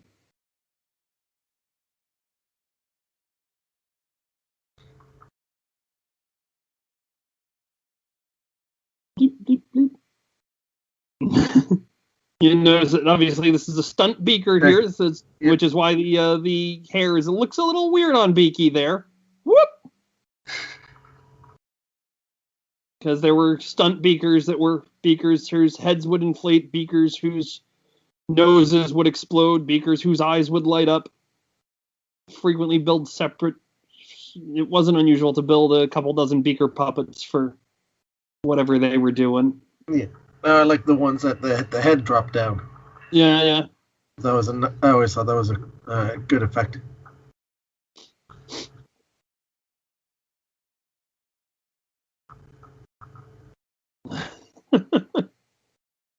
And again, I just love these group shots. Mm-hmm. And there's so many like just great group shots in this film. The fabulous baseball diamond. And that's about to pay off it's a great gag for a diamond to begin with. Now we're about to pay that off with the baseball glove. I said, get down there. I suggest we jump. That's got to be 100 feet. I didn't say it was a good idea. That's a line that I use I didn't say that was a good suggestion, is a line that I use fairly anytime I suggest something. When you and I used to work together, I would say that I think both of us would use that frequently, but I know that I will frequently use the line, I didn't say it was a good suggestion, or I didn't say it was a good idea. We'll have to catch those thieves red-handed. What? Okay, right here. Here's the paper towels. An animal's already halfway down. You got the stunt, full body Piggy. Yeah, stunt driver, Piggy mask. This is great, lowering the characters down. Doing the chain. Oh, I love this movie. This is such a great. Look at this. This is a great Scooter's got his legs out. He's gonna go next. You got the full. These 2 more miles. At least 2 more miles. And there's this sort of wall of Muppets here. I love this. No one notices. And nobody. And Dr. Teeth up at the top there. Piggy outruns the police. And there are the characters. And I just love, look at the way Beaker's like hugging the. He's like clamped onto it for dear life. Everyone else is just sitting there. She grabs that. And Fozzie. The light slowly illuminates. Fozzie just kind of creeping into the shot is wonderful, and the characters all drop down. They grab Charles Grodin. They start and then this is just fantastic. Look at this. This is fantastic. Animal catches it, and now watch what's going on here with the puppets. They're smart. They're using all their live hands. Lou's catching it. Yep. They're using all your live hand characters. Dr. Teeth. Now we throw it. Right. Boom, over to Fozzie. Dr. Teeth was live hands. Yeah. And you give the impression that, they're playing baseball, but it's just all very carefully. You bring in the sports commentator who, again, made an appearance before in the Happiness Hotel. Only time you'll see Louis Gonzaga in any of the Muppet movies. Actually, he appears in a couple of things. So he's really got like a featured part. There's Pops in the wind-up. You'll never see any of the Rod puppet characters catch it. It's all these live hand guys, but it's still, anything that sells the illusion that these characters are Scooter selling popcorn. Scooter selling popcorn. Which, of course, Scooter does in all of the classic Muppet movies. Bo is wrestling with Charles Grodin. Animals chasing the women. Lou's got the fish bat. I wonder if it's where they got the idea from Alf or Booyah Baseball. I don't. The broadside of a barn. Picture the pitcher. That's a great line. And there we go. And the rats. Wind up. He doesn't even look. He turns his head around. Kermit's gonna get it. We're winding down to the end of this film. Great reactions here from the characters. Fozzie hides behind the rat. Yeah, I actually like that moment. I've always liked that moment where Fozzie grabs Rizzo and pulls him back to protect him. I think it's a nice little thing there. Very protective of Fozzie. And this is actually there's a thing in an old Muppet News Club letter where they talk about how that's done. This is actually it's sugar cane, or it's sugar glass. So it breaks very, very easily. It's stunt glass, Yeah. Not unlike a glass bottle that you see when they break glass bottles in the movies. It's not a real glass bottle. It's sugar made to look like glass, so that it breaks easily and it breaks safely. Nobody gets hurt. Animal sitting with his choice. And then now he's got a different gun. There you go. Great shot of the characters here.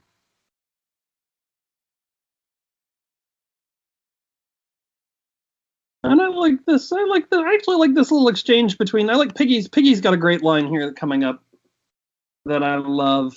This little moment here between her and Charles Grodin. Very sweet. But she's got a great line that I love. Which the world on a silver platter turned to iron bars. But really, this. Somewhere along between wrong and right. You're wrong. You're wrong. And he's right. I love that. It's a nice little line. Twins and pig foil heist. And there's Statler and Waldorf again, closing out the movie with a little heckle. While they're in first class, instead of panning back, the Muppets are all right where we start them. And this is another one that I love this. Oh, I'll tell you, when I remember I was a kid and I went to see this, and as I mentioned earlier, Pops was one of my favorite characters at the time. The first time I saw this, my mother will tell you this story too. I was horrified. I was horrified at this part of the film. I was in tears because he comes in and he says, "Oh, you guys are, how far are we? We're about 500 feet." And he grabs. The first character he grabs Pops and throws him out of the plane. And I was just horrified as a kid and was in tears at the end of the film because Pops. And now, of course, now you see them and they've got parachutes. They're fine. Got parachutes on. That was a horrifying moment for me as a kid. That was traumatizing because I loved Pops. Oh, and our hero is the Muppet performers, Jim Henson. This is just a great closing number, too. Frank Oz, Miss Piggy, Fozzie Bear, Animal Sam. And I remember I saw this movie so many times as a kid. So many times I saw this movie. I remember going to see the drive-in movie theater in Succothon, New Jersey, which is long gone. It was right on the circle there in Succothon, New Jersey. Also starring Charles Grodin and Diana Rigg. I mentioned Jerry Nelson, Richard Hunt, whose names I didn't mention earlier, but they're We got our listed cameos of John Cleese, Robert Robert Morley, Peter Peter and that was his Ustinov, name. and Jack Wardner. Meyer, Louise Golden, Kathy Mullen, Mike Quinn, Brian Meal, Brian Henson, Robert That's Barnett, Mikey. Shout out to Mikey. Carol Spinney. Winnie. But I remember going to see this as a double feature at the movie theaters, and it was this and what was the other one? And E.T. And I remember they did it so backwards. I had to sit through E.T., which is the most boring movie of all time. And before I could get to the Great Muppet Caper, I remember just being like, it was one of my favorite movies, but I had to like sit through one of my least favorite movies to get to it. And man, if you think this film is slow and has pacing issues, you've clearly never sat through E.T. Carolee Wilcox. Carolee Wilcox is who I mentioned earlier. Lyle Conway, Tim Rose, Foz Fazakis, Larry Jameson. Oh, Amy Van Gilder, who Amy Van Gilder earned the credit of Muppet Doctor because she was the one responsible for the piggy heads. A lot of the research on the piggy heads for the musical number there. Oh, Joe Raposo, beautiful music there from him. Some of his best work too. Yeah, like the big band version of the songs that were slower before, but now you've stepped them up. One of my favorite films. Thank you for sharing this with me, Matt, and watching this with me. This is I love watching this film. My wife won't watch it with me because I talk. Here we go, and of course we close with Gonzo. Boom! I'll send you each a copy. I love that. I'm still waiting for my copy, Gonzo. Thank you very much. I sent you $20. Where is it? Yeah, but so there it is, the Great Muppet Caper.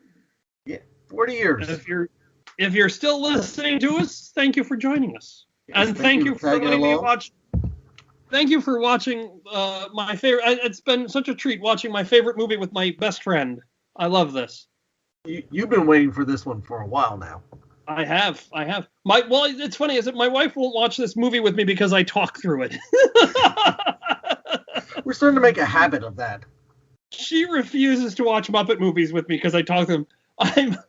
I try to be conscientious of that when I watch the movies with the kids. My daughter is now at that age where she's seen these movies enough times that if I start talking and giving behind the scenes stuff, she finds it interesting. But I also tell her, like, if I get to be annoying, just tell me to stop. I'll stop talking about the movies. But and she goes, no, I love it. But you can just see it in her eyes, like, please stop. Like, I'm begging you. Not again. Can we ever watch one movie without you talking through it? She'll politely tell me that I love hearing you talk. I love hearing you talk about stuff like this, but you can just sort of see you can see it in her eyes, like, just give me like 5 minutes of this film without you talking. But absolutely one of my favorite films. Thank you. Oh, my pleasure. My pleasure. I enjoy these. They need to start making more Muppet movies because we got through a good chunk of them already now. You know what? I know Disney won't do this. I get a little frustrated that Disney won't do this. I know you want to sort of maintain the illusion, but really, they need to do the Great Muppet Caper. They need to release these movies and let Frank Oz and Dave Goelz and whoever else do commentary on these things. I don't know if Frank ever would. I don't think it's really in his nature, but as he gets older, he's starting to open up a little bit more and talk about stuff. But they really, I'd like them to put a bit more of a spotlight on the performers and let them talk about these performances, because really it's a bygone era, and I think it was Frank's current wife was finally the one who sat him down and said, and God bless this woman, she sat him down at one point and said, if you don't talk about it, nobody else will. You know, that she made him really, he was one of the last standing guys to talk about Jim and to talk about, you know, nobody else was going to know who Richard Hunt and Jerry Nelson and these other guys and Don Saleen were, you know, going to be lost to history if Frank didn't start talking about them. So it's a good thing. He's opened up a little bit over the years, over the course of the last 10 years. He's opened up a little bit. But really, they really need to get Dave and Frank particularly to sit down and talk about some of this stuff, because it's amazing. It's really amazing. We're trying to do our parts. You know, we've had Matt Vogel, Mike Quinn. Yep. And you know, anytime you've had me in, I've told you my goal. I wasn't particularly good about it today, but my goal anytime I'm on with you is to talk about, talk about Richard Hunt, talk about Jerry Nelson, talk about Jerry Jewell, talk about these guys, because, you know, they really, the work they did was unparalleled. It was amazing. It was beautiful. And they were all part of, you know, Jim was a creative genius. Don't get me wrong there. Jim, there's a lot written about Jim, and it's all deserved. But Jim's real talent was his eye for finding people and to surround himself with people, and surround himself with people who would do the kind of work that he wanted to, you know, who could sort of carry out his vision. And, you know, Frank is one of those, Dave is one of those, Jerry Jewell is really and truly one of those who doesn't get enough credit. Because his sense of humor and his sensibilities were so finely tuned to Jim's, you know, so he needs a lot of credit. Don Saleen, Bonnie Erickson, the whole Muppet Workshop, you know, I'm now starting to see, we're now reaching a point where I'm seeing interviews and stuff where people are talking about the individual puppets and the characters, and they're crediting who built the original, you know, Callista Hendrickson, who we lost last year, Raleigh Cruson, who built, you know, like Red Fraggle, and a number of other characters. You know, these are actually, you don't think about it, but these people are really important to the pop culture. These iconic characters that we devour and love and enjoy. You know, it's not just Jim Henson making it happen. It was Jim and his team of performers and his team of puppet builders and his team of puppet designers and his team of costume designers and, you know, a team of writers and creative people who really made all of this work. It is not just one man. And again, I say there's a lot written about Jim that is certainly earned. He was amazing and he was a genius in his own right. But, you know, he was a big cog who did his work because he surrounded himself with the right little cogs around him. Yeah. And I draw the similarity to Walt Disney. I think, okay, Walt Disney gets credit for Snow White, the theme parks, but that might have been Walt's vision, but it was all the people that It's Ollie Johnston, it's Frank Thomas, it's Ub Iwerks, it's all of the the Imagineering people, it's all of the storyboard artists and story artists and animators who worked around him. He took under his wing and he saw the potential that they had. Yeah. And nurtured it in a way to be able to, for them as a collective to create these legacy pieces and things that we all now enjoy 20, 30, 40, 50, 90 years later. 90 years later. I'm trying to think, when was Snow White was 1939? 7? No, you're right. I'm sorry, 1937. Right. Because, I remember it turning 50 when I was in 3rd grade, so that would be 1937. Mm-hmm. So we're now it's coming up on it's 80 some odd years. Wow, 84 years. Snow White and the Seven Dwarfs. Yeah, wow. I mean, well, just my point, Mickey himself is over 90 now. Wow, yeah, 1929. 28. Wow. So we are fastly approaching Mickey's centennial birthday. 100th. Oh my gosh. I'm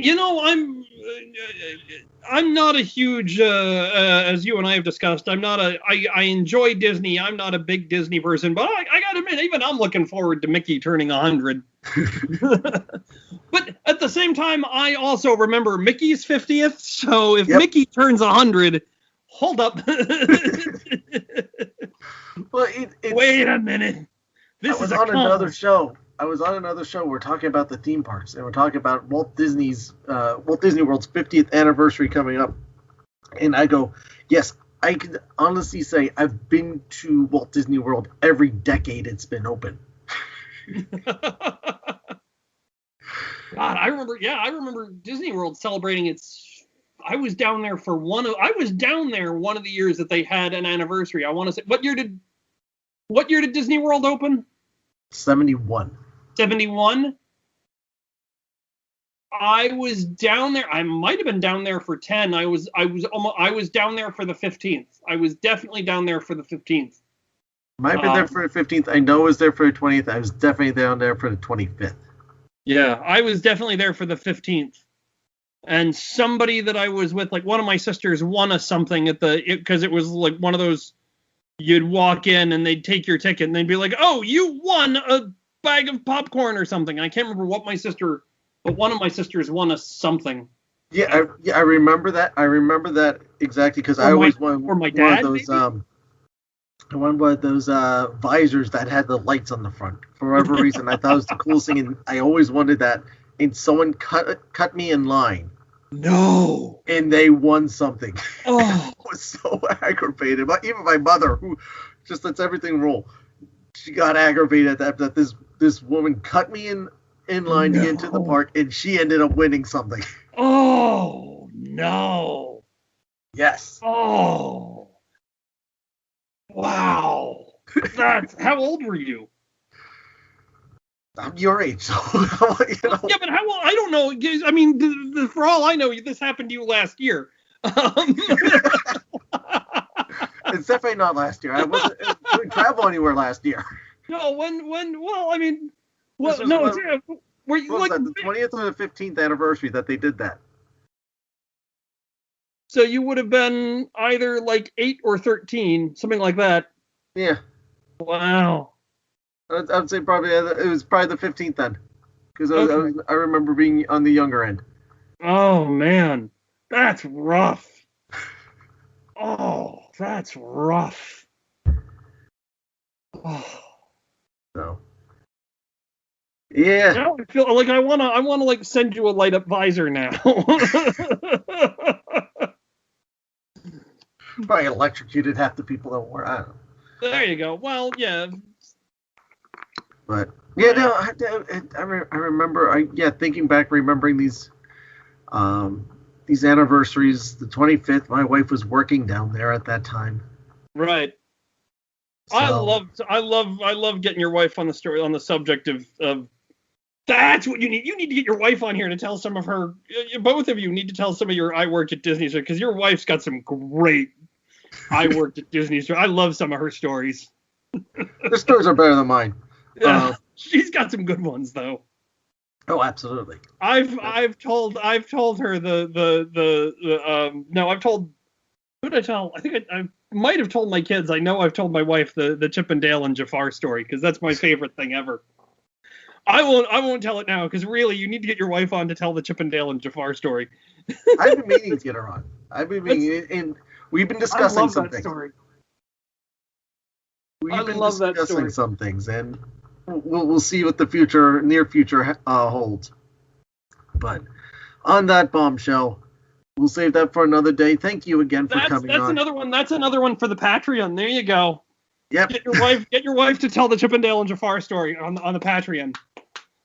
And maybe if we really get her to tell the Michael J. Fox story, which is okay. I was just gonna say it should be the Michael J. Fox story. The Michael J. Fox story is okay, but there are people in this world who do like Michael J. Fox, myself included. If you don't like Michael J. Fox, his wife's got a great Michael J. Fox story. If you do like Michael J. Fox, you don't want to hear the story. But the Chip and Dale and Jafar is I love that story. That's so fantastic. That's one for the Patreon. Yes, I will see how I can bribe her. All right. Tell her you'll buy her a light-up hat.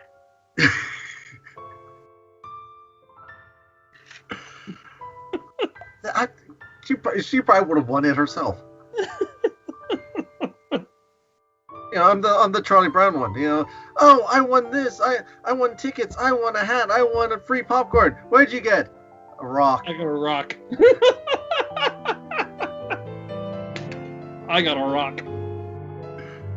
Oh. Alrighty, sir. All right. Well, thank you again for having me on, and thank you for enjoying my favorite movie with me. Always a pleasure. I've been looking forward to this. Me too.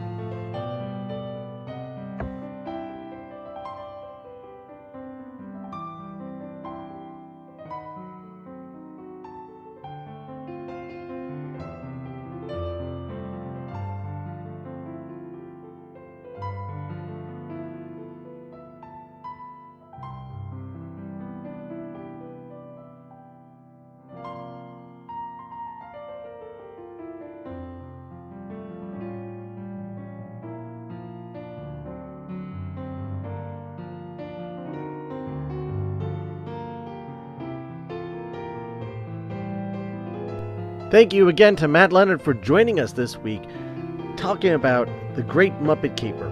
What are some of your favorite moments from that film? It's such a spectacular movie if you haven't figured out already how much both of us like that movie. Let us know on the social. Join us on social, on Facebook. Our Facebook group is facebook.com/group/Disney Marvels Podcast. Instagram at Disney Marvels Podcast, TikTok at Disney Marvels Podcast, and on Twitter at Disney Marvels. Also find us on YouTube. Subscribe to our channel there where we do go live. We went live this past week. We're going live again this weekend. This weekend's topic will be The Bad Batch, Star Wars The Bad Batch.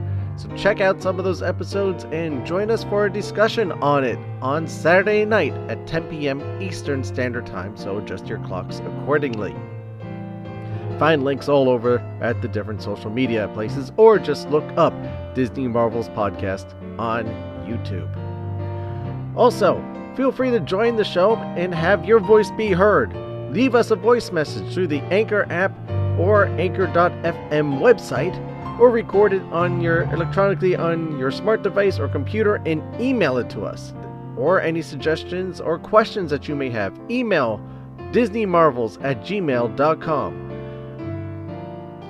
Don't forget to also check out the Disney Marvels blog at disneymarvels.blogspot.com. Link to all of these are in the show notes. I want to thank you for your time. I know how little time you have, and the fact that you spent some of this time means a lot. It really does mean a lot to me.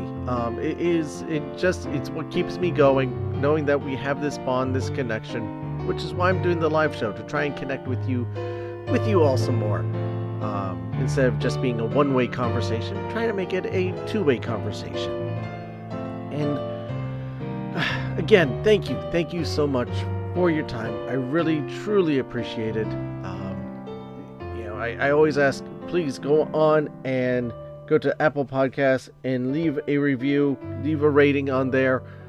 It really helps get the show out, get people to know about the show. Also, tell your friends, family, anyone else who likes Disney. If you see someone randomly at the grocery store, let them know too. Maybe a little strange, but hey, why not? It's a Disney community. We're all connected in one way. We all have that thing in common. Tell them to check out the Disney Marvels podcast. Keep this family growing and getting stronger. Thank you again for your time. Again, I know it sounds repetitive, and I always say it, but I really do always mean it. It does me good. It warms my heart when I know that people out there are enjoying this show. I enjoy bringing it to you, and in fact, again, that you're enjoying it. You use it to escape, to help you with your commute, listen to while you're out walking or running, doing chores around the house, whatever you do. We get to spend some time together. And in a time in the world where we're just starting to be able to get back to spending time together, again, I think it's a little something special. Thank you so much. Don't forget to subscribe to the show while you're at it. This way you always know when new episodes are posted. And also consider becoming a premium subscriber. Help the show out. You can do this over at anchor.fm/DisneyMarvels/support, or find our Patreon page where you can get some cool stuff too. And also we got our merchandise shop. Get some cool Disney Marvel stuff for around the house to wear. All this stuff. Links are in the show notes. Because remember, this show is brought to you by listeners like you. Whatever you're facing out there, troubles, hardship, difficulties may be weighing you down. Don't give up. Don't ever give up. You are special. You are important. You are meant to be you, not somebody else. And you are not alone. You can overcome this. And if you need help, that's okay too. There's a light inside of you that needs to shine. Don't be afraid of it. It is beautiful. It is powerful. And it is meant for everyone to see. Because it is you. It is the true you. Let it be seen. Let it shine. Let it shine for everyone. Never give up. Never give in. Be your own hero. Now I'd like to end this show with a quote from Walt Disney himself. The motion picture has become one of the marvels of all time, a true wonder of the world in its magical powers. But what is brought to the screen for every man and his family is to see and ponder has been even more wonderful. Again, that's from Walt Disney. Thank you again for listening, everyone, and I'll see you next time.